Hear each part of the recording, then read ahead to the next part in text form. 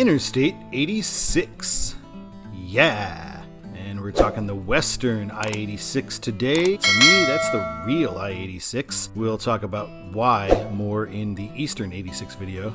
Let's take a look at I-86's route. We see it is not very long. It goes from I-84 in rural Idaho to I-15 at Pocatello or thereabouts. So not much to it.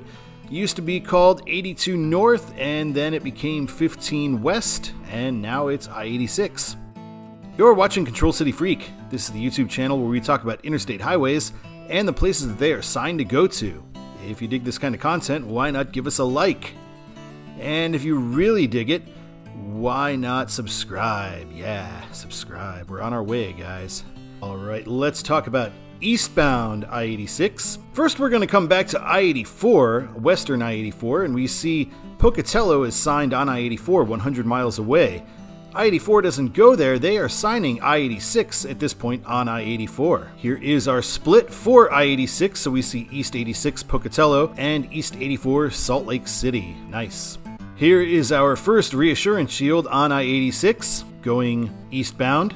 And we see we've got a nice 80 mile per hour speed limit on I-86. Sensible because there's not much out there. And here we have our very first mileage sign on I-86. We see Raft River 14, American Falls 37, and Pocatello 58. So not much to this road. This is the kind of video it's going to be. We're taking a real in-depth look here. Here is what it looks like at our first exit. American Falls and Pocatello are what are signed. So we've got two different things signed. I should note this is exit 14, which is why I have never been on I-86. More on that later. Here's our second exit, Coldwater area. Area, okay. Weird. Our next mileage sign, we see American Falls, Pocatello, and Idaho Falls is already on here because there's only two towns on this road pretty much, so we already have an I-15 road here. Massacre Rocks State Park, a brown sign, okay. And now we are on American Falls 9, Pocatello 32, and Idaho Falls still on the bottom line there at 80. We reach exit 33, Neely area. I don't know what's up with these areas here in rural Idaho. Now we pass the big city of American Falls, just about the biggest place we pass until we get to the end of this road. So we are signed here for American Falls and Rockland. At that interchange, we see it is signed for Pocatello and Idaho Falls coming out of American Falls. So we have two cities on the sign at random interchanges, and one of them is not on I-86. Here is our second American Falls exit where we meet Business Route 86 once again. Now after American Falls, we're getting Pocatello 20, Idaho Falls, and Salt Lake. Wow. I looked it up. It is true if you're in American Falls, it is faster to take 86 to 15 to get to Salt Lake than it is to go back to 84. So this does make sense. We've got an exit for Seagull Bay here. Sure, there's a nice bay here in the Idaho hinterlands, nowhere near any major body of water that's not a river or reservoir. And now we got Pocatello 16 and Idaho Falls and Salt Lake still on the sign here. Next up, we pass Rainbow Road at exit 49. And we see a little development here on the horizon. We're getting closer to Pocatello, 11 miles away, nearing the outskirts of Pocatello Metro, I guess. Idaho Falls and Salt Lake remain on the sign. And now we get exit 52, Arbon Valley. Alright, everything on this road is looking pretty samey so far. You can see the mountains up ahead here, and Pocatello Regional Airport, exit 56. Guessing maybe a flight to Boise or something. Probably not much more. Maybe Denver if you're lucky. US 30 will split off again for West Pocatello. There is no city called West Pocatello. They're just talking about the western portion of Pocatello here. On US 30, we see 86 is signed for Chubbuck and Idaho Falls. Chubbuck is a suburb of Pocatello, it's just north of it, so 86 doesn't actually even go into Pocatello, it goes through Chubbuck, so this sign does make sense at this point. Here we're meeting US 91 for Chubbuck and Pocatello, and we see there is quite a bit of development on the horizon now. From US 91, we see that 86 is signed for Idaho Falls and Salt Lake City, and also to I-15, which makes sense because I-15, I believe, is the next exit. And in fact it is, so we get North I-15, South I-15 for Idaho Falls and Salt Lake. Alright, let's take a look at westbound I-86. Here's what it looks like going southbound on I-15, south 15 Salt Lake, and west Chubbuck and Twin Falls. 15 Pocatello, 1 mile. That's kind of weird. Wonder what that's about. Maybe that's supposed to be a business route sign. Going the other way, 15 is signed north for Blackfoot in Idaho Falls, 86 for Chubbuck and Twin Falls.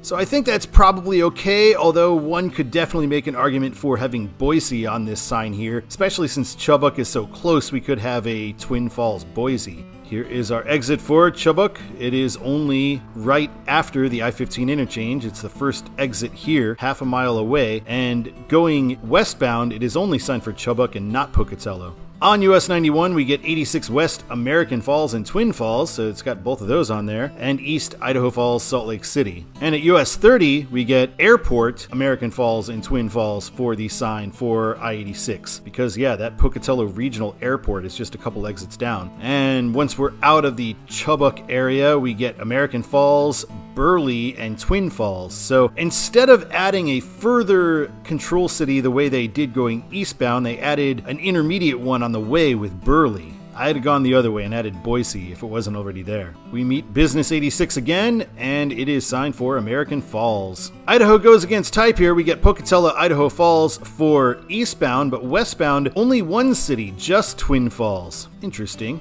And here's a look at American Falls, the largest city we pass here. Not much to it. You pass it in a breeze. After passing American Falls, we get Raft River 21. Raft River is hardly even really a town. It's kind of just an exit. Then Burley 49 and Twin Falls 88. Right in the American Falls area, I just saw this on Google Maps, something called the Vault Toilet. I don't know what that would be. I mean, vault is either a, springboard that you jump over in a gymnastics thing, or it is a sealed lock that keeps you in.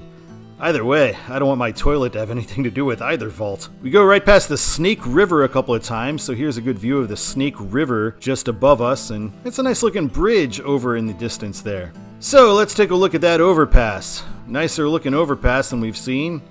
Yep, this is I-86, where a nice overpass gets a spot in the video. After that, we pass the Snake River once again, so we get a nice view of the Snake River here. And we're heading toward the Raft River area again.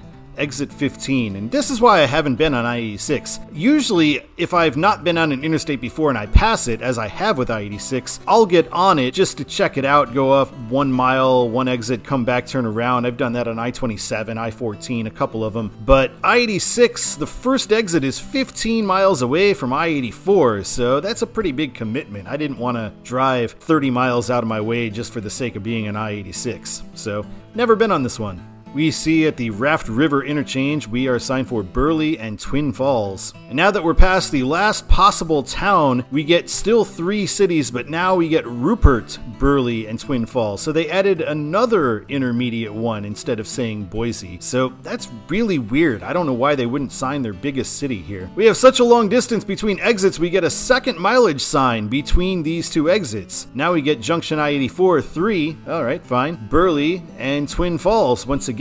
Boise should be there. And now we're getting 84 West, Twin Falls, and 84 East, Ogden and Salt Lake, the end of I-86. And here it is, the very end of I-86, where we have that split for 84. So traffic defaults onto 84 West for Twin Falls, which makes sense, and you have to go on a ramp to get to eastbound 84. Alright, let's talk about TODS, the way it should be for western I-86. I would say it should be eastbound Pocatello, and then Idaho Falls, Salt Lake City, just the way they do it. From American Falls, it does make sense to have both of them signed because it is the faster way to Salt Lake from there. Westbound, I think I just say Boise the whole way. I don't know why they wouldn't have Boise. There's nothing coming out of Pocatello. Twin Falls, yeah, is a thing that's on the way, and so is Burley, so is Rupert, but Boise is where probably most of this traffic is heading, especially if they're coming from Idaho Falls.